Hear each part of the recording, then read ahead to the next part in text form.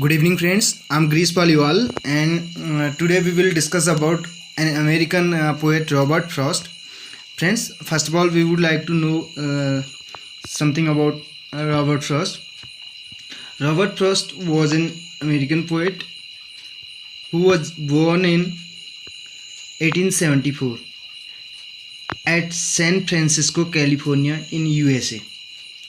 Friends, Robert Frost जो हैं एक अमेरिकन पोएट हैं। इनका जन्म 1874 में सैन फ्रांसिस्को, ये कैलिफोर्निया में एक जगह है, वहाँ पे इनका जन्म हुआ था। In USA, United States of America में इनका जन्म हुआ था।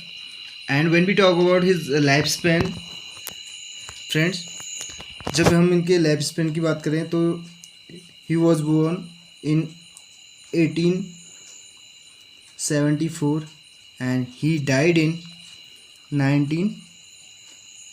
1963। It's his life span. तो फ्रेंड्स, ये इनका लाइफ स्पेन है। 1874 में इनका जन्म हुआ था, 1963 में इनकी मृत्यु हो गई थी। तो फ्रेंड्स, इसके अलावा यहाँ पे हम अदर पॉइंट्स जानेंगे इनके बारे में। He move to Lawrence in Massachusetts. Friends, ये जो हमें पहला यहाँ पे ऑप्शन दे रखा है, तो ये जो है यहाँ पे जो मैसाचुसेट्स है, यहाँ पे आप देख रहे हैं, यहाँ पर मैसाचुसेट्स, ये क्या होता है? देखिए, इनका जन्म सैन फ्रांसिस्को में होता है। इसके बाद he move to Lawrence in Massachusetts with his mother, अपनी माता जी के साथ चले जाते हैं, ठीक है। And sister after the death of his father, जब इनके पिताजी की डेथ हो जाती है, कब? 1885 में, इन 1885। उसके बाद ये कहाँ चल देते हैं? लॉरेंस में एक जगह है मैसाचुसेट्स, यहाँ ये चल देते हैं अपनी सिस्टर और मदर के साथ, ठीक। फ्रेंड्स, यहाँ पे आप जो इसके अतिरिक्त जो यहाँ पे पॉइंट्स हैं उनके बारे में हम डिस्कस करते हैं। जो हमारा पहला क्वेश्चन है, यहाँ पे Frost's poetry is primarily basis, पहला क्वेश्चन हमें यहाँ पे दिया गया है। Friends, Frost's poetry is primarily based upon New England's life. जो फ्रॉस्ट की पोएट्री है वो प्रारंभिक तौर पर उसकी बात करें तो वो किस पे आधारित है? न्यू इंग्लैंड की लाइफ पे, नए इंग्लैंड का जो जीवन है उस पर आधारित है, कह रहे हैं। Where was he actually born, तो अगर बात की जाए तो उनका, अगर रियल में वास्तविक रूप से अगर बात की जाए तो उनका जन्म कहाँ हुआ था, कह रहे हैं। तो फ्रेंड्स, यहाँ पे जो हमारा आंसर है, फ्रॉस्ट की जो पोइट्री है वो प्राइमरली बेस्ड किस पे, कह रहे हैं? New England life. और जो Frost was actually born in California. I had already told, पहले ही बता दिया था मैंने इसके बारे में। कैलिफोर्निया में हुआ था, सैन फ्रांसिस्को कैलिफोर्निया में। तो इसके बाद ये जो है लॉरेंस जो मैसाचुसेट्स है, यहाँ की ओर प्रस्थान कर देते हैं अपनी माताजी और अपनी सिस्टर के साथ। व्हेन ही वाज 11, यानी कि जब ये कितने साल के थे? सिर्फ 11 साल के थे। मैंने कहा ना 1874 में इनका जन्म हुआ था, तो ये जब 1885 में इनके फादर की डेथ होती है, तो फ्रेंड्स ये तब यहाँ मैसाचुसेट्स की ओर क्या कर देते हैं? प्रस्थान कर देते हैं अपने सिस्टर और मदर के साथ, जो कहाँ पे है? लॉरेंस में। तो यानी कि 1874 से 1885 के बीच में 11 ईयर्स का यहाँ पे जो है, यानी कि इनकी एज जब 11 ईयर्स थी, 11 साल के थे, तब ये यहाँ की ओर प्रस्थान कर देते हैं। तो he was actually, where was he actually born? So friends, correct answer will be California. Correct answer क्या होगा यहाँ पे? कैलिफोर्निया होगा, क्योंकि ये पूछा है एक्चुअल में उनका जन्म कहाँ हुआ था, तो कैलिफोर्निया में हुआ था। वो उसके बाद यहाँ की ओर मूव करते हैं, तो California will be correct answer. Now we have given second question here. This poem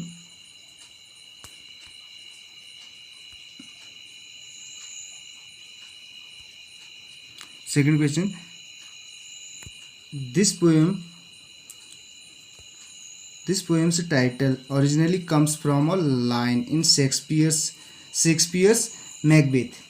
अब जो ये पोएम है, इसका टाइटल जो है ओरिजिनली कम्स फ्रॉम, जो शीर्षक है वो कहाँ से लिया गया? कह रहा है शेक्सपियर के जो प्ले है मैकबेथ, वहाँ से लिया गया है। Which poem is it?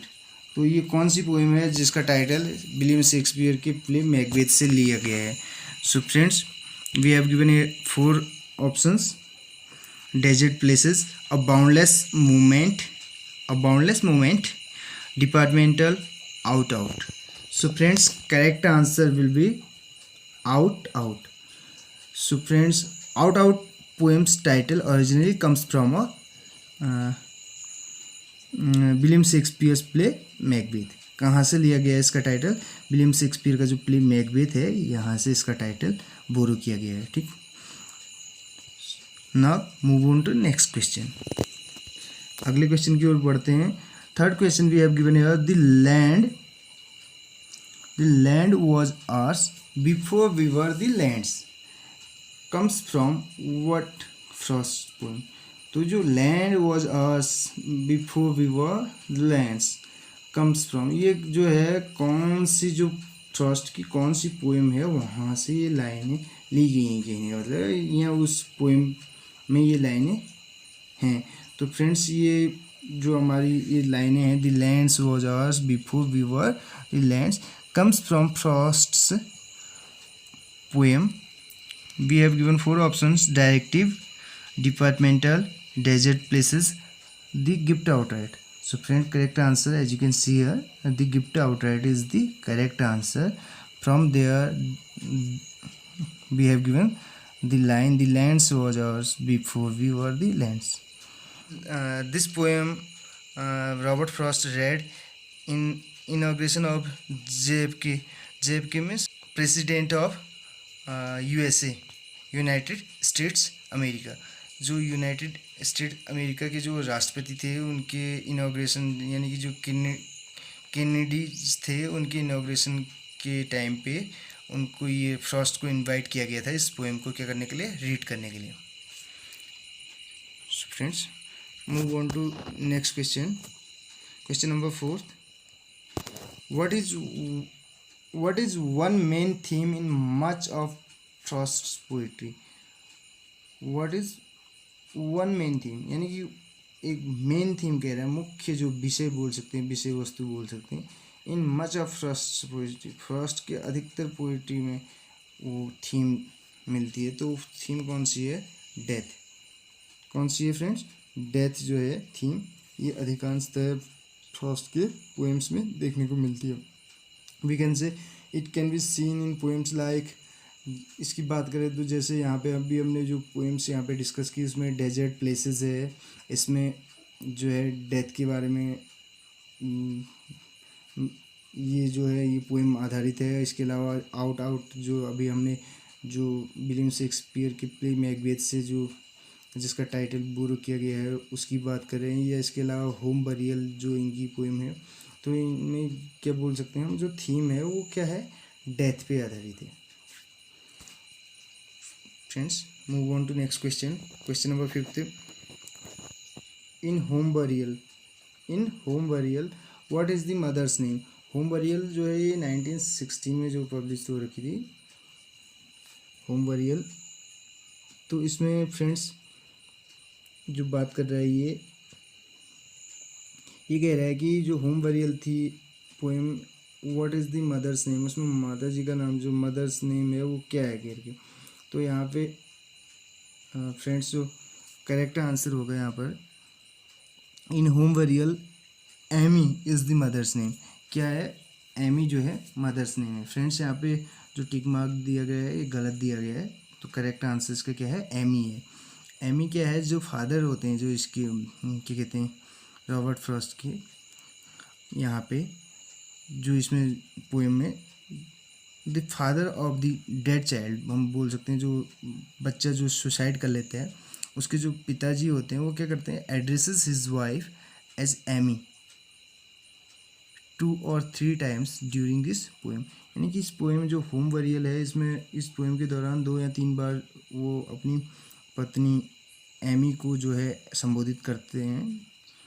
जब क्या हुई होती है, उनके बच्चे की क्या हो जाती है, मृत्यु हुई होती है. जो डेड चाइल्ड होता है उसको the father of the dead child, यानी कि जो डेड चाइल्ड के जो पिताजी हैं वो एड्रेस करते हैं, संबोधित करते हैं अपनी वाइफ को किस नेम से, तो एमी नेम से करते हैं। तो friends correct answer will be Amy. Next question, question number 6, something there is that doesn't love a wall. Something there is यानी कि कुछ ऐसा है जो क्या पसंद नहीं करता, does not love a wall यानी कि वॉल पसंद नहीं करता, is a line from mending wall.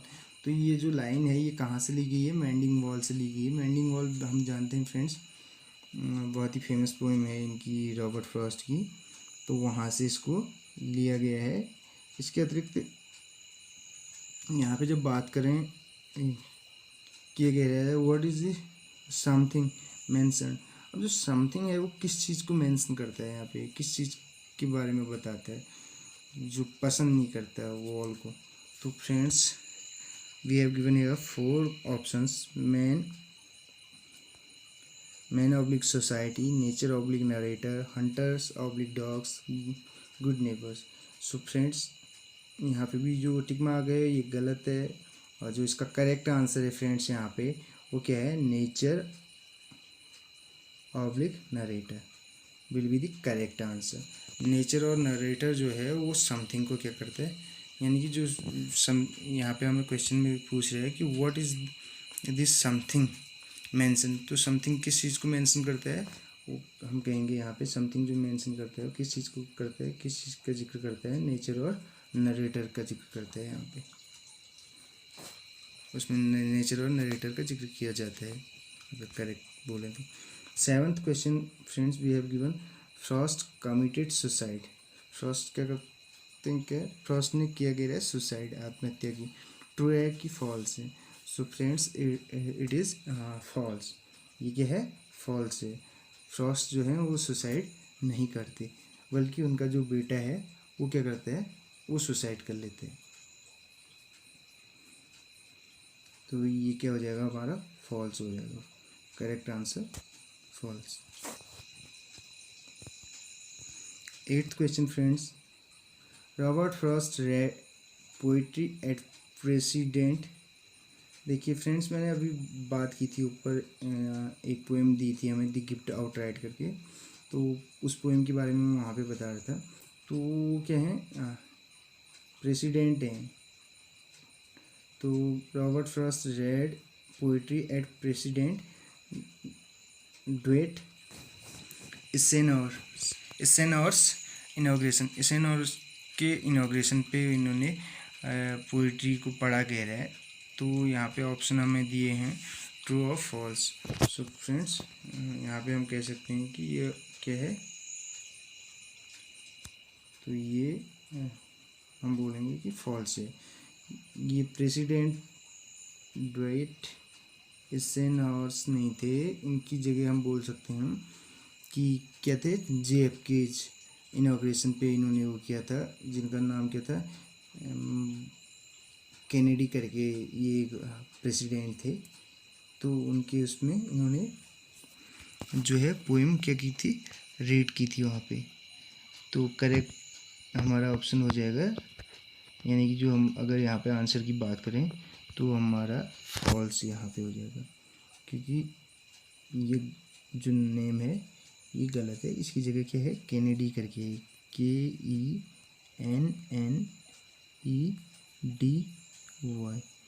तो कैनेडी करके ये जो है, इनका अगर शॉर्ट में नेम बोलें तो JFK करके दिया जाता है फ्रेंड्स। तो इनके इनाग्रेशन पे इन्होंने ये पोएम पढ़ी थी, और जो पोएम पढ़ी थी उसका नाम क्या थी, पोएम नहीं बोलते हैं उसे, पोम बोलते हैं इसे। और तो वो क्या थी, द गिफ्ट आउटराइट करके पोम क्या थी, द गिफ्ट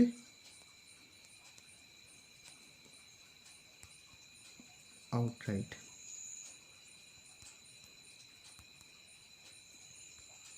ये पोम थी। So friends move on to next question, question number 9 we have given here, what actually bends the verses down to stay in Frost's poem verses। जो Frost की poem versus है friends यहाँ पे, उसमें actually जो bends होते हैं, कह रहे एक्चुअली बेंड्स दी वर्सेस, जो वर्सेस को क्या करती है, बेंड करना यानी कि झुकाना नीचे की ओर, डाउन टू स्टे यानी कि उस पर ठहर कर, इन फ्रॉस्ट पोएम।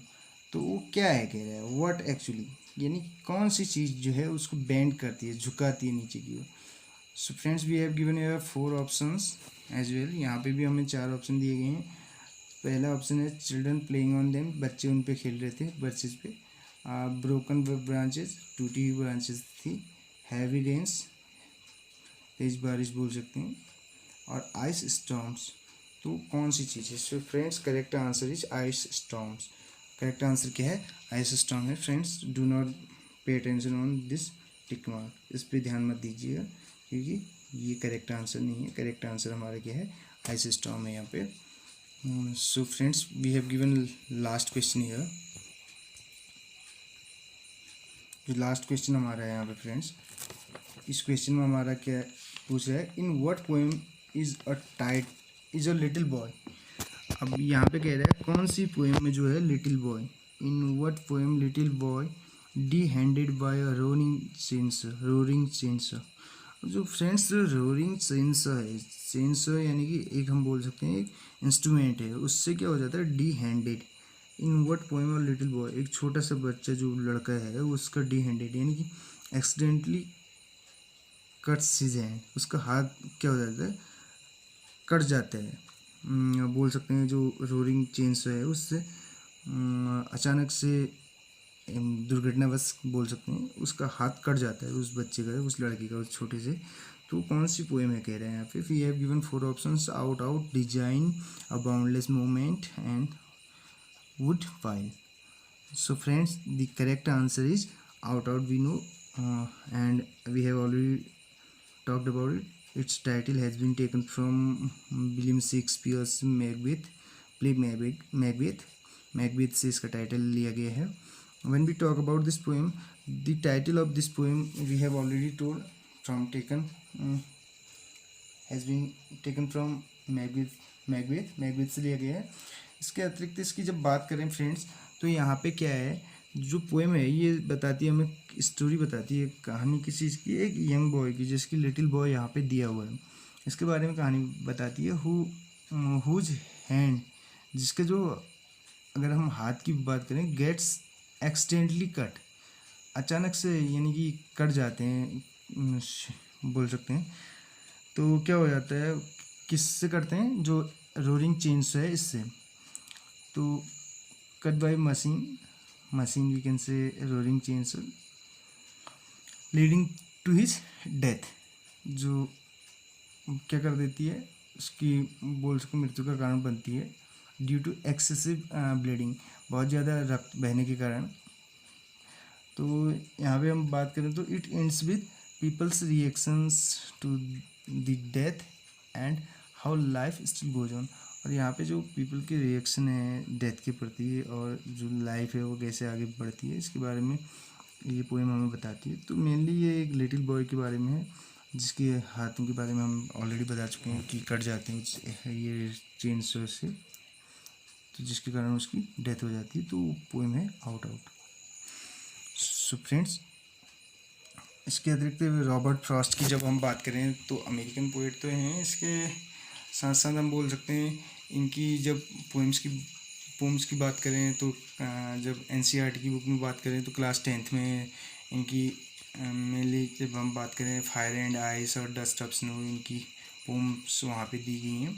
और इसके अतिरिक्त क्लास 9th में भी इनकी दी रोड नॉट टेकन है, जो फायर एंड आइस है वो बहुत ही फेमस पोएम है इनकी, और जो न्यू हेम्पशायर से ली गई है। न्यू हेम्पशायर जो है एक पोइट्री कलेक्शन, हमने इसके बारे में बता रखा है। अगर आप इसके बारे में जानना चाहते हैं तो उस वीडियो को देख सकते हैं जो फायर एंड आइस से रिलेटेड है। इसके अलावा डस्ट ऑफ स्नो की पे भी हमने एक वीडियो बना रखी है, तो आप उसे भी देख सकते हैं। And friends thank you so much for watching this video.